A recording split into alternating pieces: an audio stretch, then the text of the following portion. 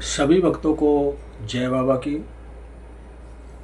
एक बार फिर मैं आप सभी भक्तों के समक्ष उपस्थित हुआ हूँ भक्ति सागर पंचद्वार बराड़ा धाम चैनल के माध्यम से।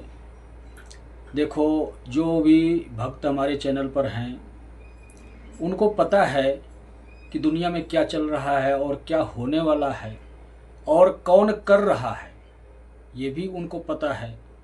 लेकिन जो नए लोग आते हैं वो दुविधा में होते हैं कि शायद दुनिया में इतने पाखंडी हैं, और उन्हीं में से एक पाखंडी ये भी हैं, हमारे ऊपर हंसते भी हैं, अशब्द का भी उपयोग करते हैं। लेकिन हमें इससे नहीं मतलब, क्योंकि वो अज्ञान हैं, उनको हमारे बारे में पता नहीं है कि हम कौन हैं, क्या करने के लिए आए हैं और इस दुनिया में क्या करना चाहते हैं। बहुत ही महत्वपूर्ण बात है जो बात मैं आप लोगों को आज बताने जा रहा हूँ। हो सकता है कि आप लोगों की समझ में अवश्य आए, क्योंकि अब तक मैंने अनेकों आगे होने वाली घटनाओं के बारे में जिक्र किया, संकेत दिया, बताया आप लोगों को।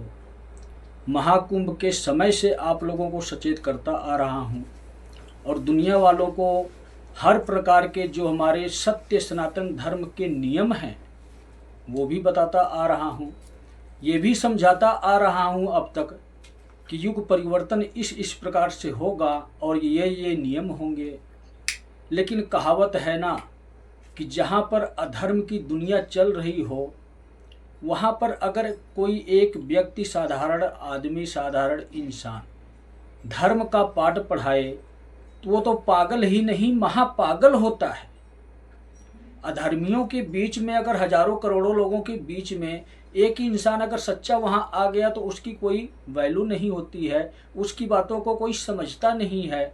और जब इन बातों को कोई नहीं समझता है, जिसको हम कहते हैं कि प्यार की भाषा समझ में नहीं आती है, और जब प्यार की भाषा समझ में नहीं आती है तो आप लोग समझते ही हो कि एक मुंह से कहते हैं और एक लठ मार के समझाते हैं।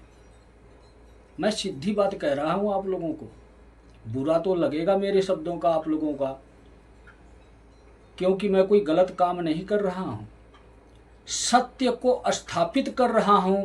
और इस सत्य को स्थापित करने के लिए महाकुंभ में जो दुर्घटना होने वाली थी, जो महाकुंभ का वजूद ही नष्ट होने वाला था हमेशा के लिए, उस अशुभ घड़ी को रोक कर आया महाकुंभ में।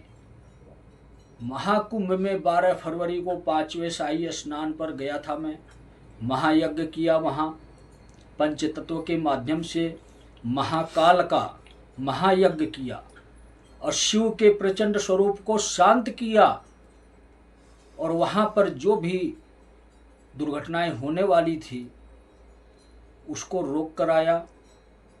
क्योंकि आप इन बातों को नहीं समझोगे मैं क्या कह रहा हूँ, क्या समझा रहा हूँ आप लोगों को। अगर मेरे में दम है, मैं कुछ हूँ, कुछ अपने आप को समझता हूँ, तभी तो ये कदम उठाया हूँ मैं। आप मुझे स्वीकार करो या ना करो, मुझे इससे कोई मतलब नहीं, कोई फर्क नहीं पड़ता। मुझे जो करना है, जो करने के लिए आया हूँ वो करूँगा। हाँ, कोशिश मैं ये बहुत कर लिया कि आप लोगों को बचा सकूं, सही मार्ग दिखा सकूं। इसीलिए अब तक मैं 1.25 साल पूरे हो चुके हैं मेरे। 1.25 साल ही जब विष्णु दे रहे हैं सभी इंसानों को सुधरने के लिए। जो साधारण इंसान है, जो अधर्मी है, जो पापी हैं, जो पाखंडी हैं, वो तो काल पुरुष के हवाले हैं, उनका हिसाब किताब चल रहा है इन पाखंडियों का। लेकिन जो साधारण इंसान है, जो संस्थाओं से जुड़ते हैं, अपने आप को किसी न किसी धर्म से जोड़ के रखते हैं, किसी मतलब जो है जैसे धर्मगुरु से जुड़ कर रहते हैं, वो बेचारे लोग भोले भाले साधारण इंसान होते हैं। जो जहाँ जाता है वहीं जाना पसंद करता है और उन्हीं को अपना भगवान बना बैठता है। वो ये भूल जाता है इंसान कि भगवान मेरे अंदर ही है। उस भगवान को आवाज़ लगाने की आवश्यकता है, स्वयं की भक्ति करने की आवश्यकता है, ये भूल जाता है वो इंसान। इसलिए वो इंसान साधारण है और उन साधारण इंसानों को विष्णु जी ने 1.25 साल का वक्त दिया है। जुलाई की 2025 की जुलाई की गुरु पूर्णिमा से 1.25 साल का वक्त उनके पास है साधारण इंसानों के लिए। और जो कुकर्म कर रहे हैं, जो पाखंडी हैं, जो दरबार लगा रहे हैं, जो धर्म का पाठ पढ़ा रहे हैं, जो सत्संग कर रहे हैं, जो कथा कह रहे हैं, प्रवचन सुना रहे हैं, इन सब के लिए कोई टाइम नहीं है। 6 महीने का टाइम था, वो 3.5 महीने और बचे हैं शेष।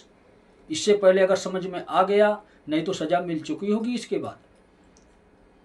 तो इसी प्रकार ही 1.25 साल मेरे पूरे हो चुके हैं मेरे चैनल को। 1.25 साल से मैं यही उपदेश देता आ रहा हूँ, यही समझाता आ रहा हूँ, यही सिखा रहा हूँ कि सत्य को अपनाओ, अपनी बुराइयों का त्याग करो, स्वयं की भक्ति करो, स्वयं को जगाओ, अपनी अंतर आत्मा को जगाओ। आपके भगवान आपके अंदर हैं और एक आध्यात्म का गुरु बनाओ। यही सिखाता आ रहा हूँ, लेकिन समझ में नहीं आया किसी को। अब टाइम पूरा हो चुका है, अब किसी को समझाने की जरूरत नहीं है। जो मैंने आप लोगों को बताया कि जब नहीं समझ में आता है तो फिर लठ से समझाना पड़ता है।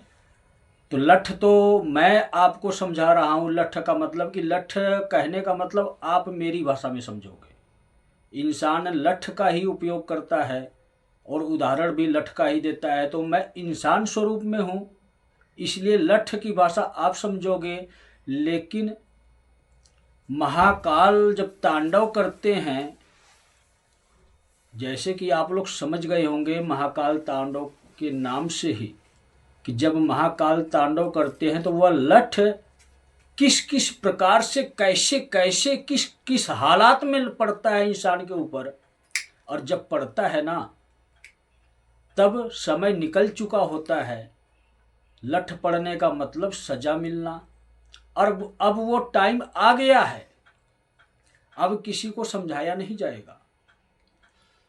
देखो, जुलाई की पूर्णिमा से ही ये कार्य शुरू हो चुका है।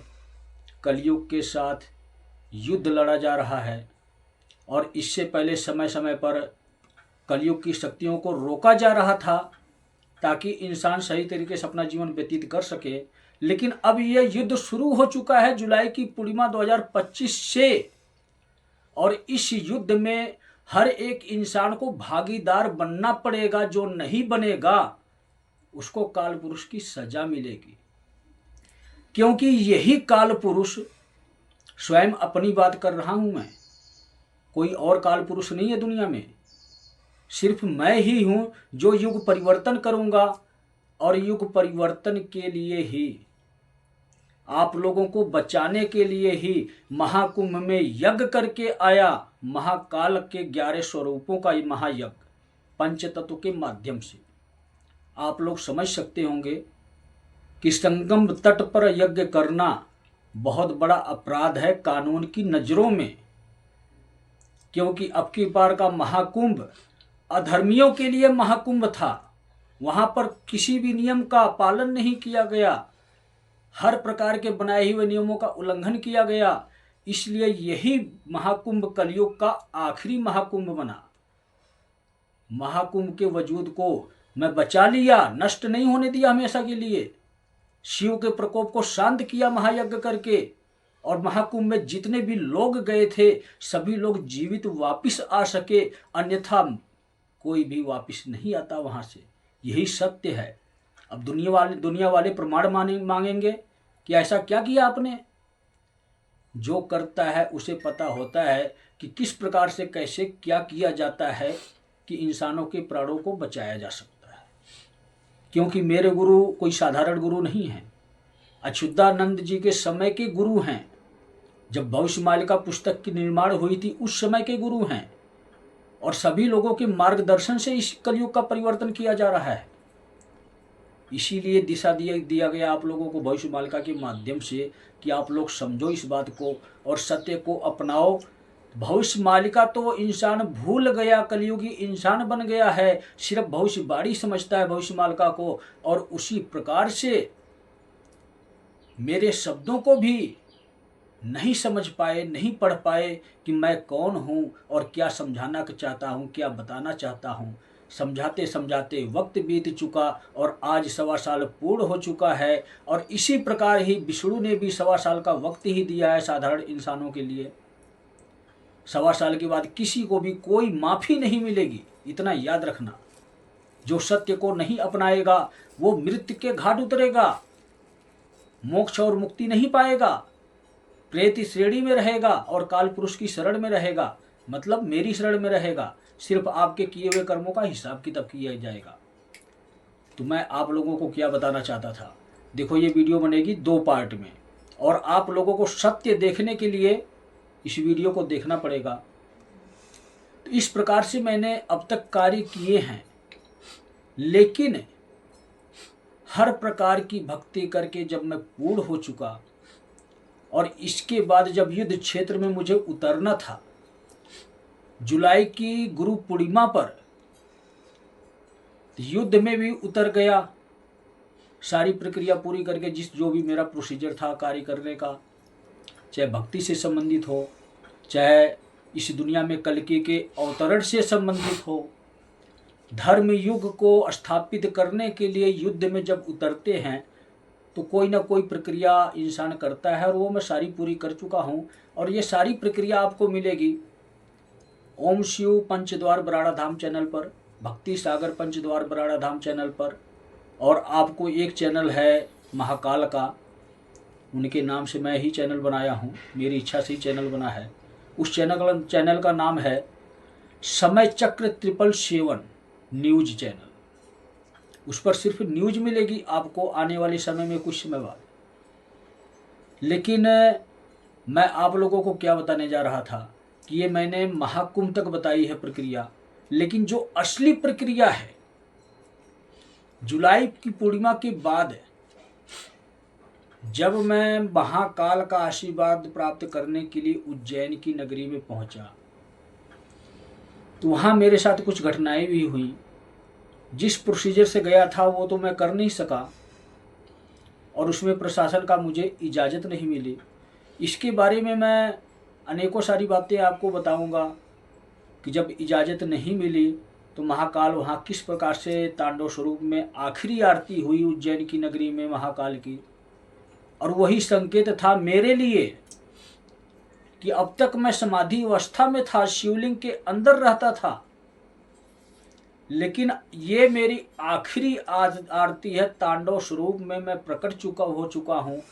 और ये आरती का अवसर देखने का तुझे और तेरे साथ जो आए भक्त हैं उनको मिलेगा, सिर्फ जो युद्ध क्षेत्र में शामिल हैं। तो महाकाल के तांडव स्वरूप की आरती कोई साधारण आरती नहीं होती है। इसका मतलब ही होता है कि युद्ध शुरू हो चुका है और ये युद्ध तब तक नहीं रुकेगा और ये महाकाल का तांडव तब तक नहीं रुकेगा जब तक धर्म की स्थापना नहीं हो जाएगी। तो कार्य तो मेरे सारे पूर्ण हो जाते हैं, लेकिन अगली वीडियो में हम आपको पूरी डिटेल में समझाएंगे कि किस प्रकार से प्रशासन ने हमें इजाज़त नहीं दी और हम अपना कार्य वहाँ कर नहीं पाए, और इस वजह से महाकाल ने उज्जैन नगरी का त्याग किया, और त्याग किया तो उसके बाद क्या क्या दुनिया में हुआ और आगे क्या क्या इस दुनिया में होगा, ये सारी वीडियो आपको सेकंड पार्ट में हम आपको समझाएंगे। आप लोग भी समझ सकते हो, क्योंकि आप लोगों के पास टाइम नहीं होता है इतना वीडियो लंबी देखने का। 10-20 मिनट की, आधा घंटे की लास्ट वीडियो हर कोई देखना पसंद करता है। तो सभी भक्तों को जय बाबा की।